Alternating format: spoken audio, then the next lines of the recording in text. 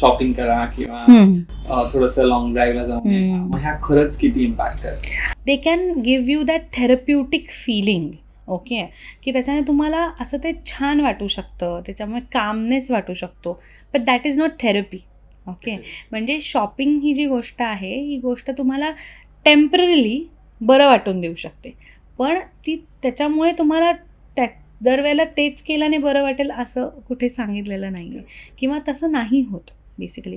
मग ते फक्त असं एक विचार आपल्या मनात येतो की हे असं केलं तर मला बरं वाटलं होतं, सो मग हे असंच करूयात, असं ते एक त्याच्या उगाचच मग ते असोसिएशन क्रिएट होतं. सो मी पण असे खूप रील बघते की थेरपीला जायचं नसेल तर हे बुक वाचा, सो तुम्हाला हे होईल.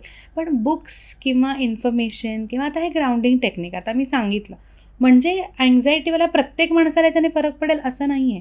These thing cannot replace therapy or counselling.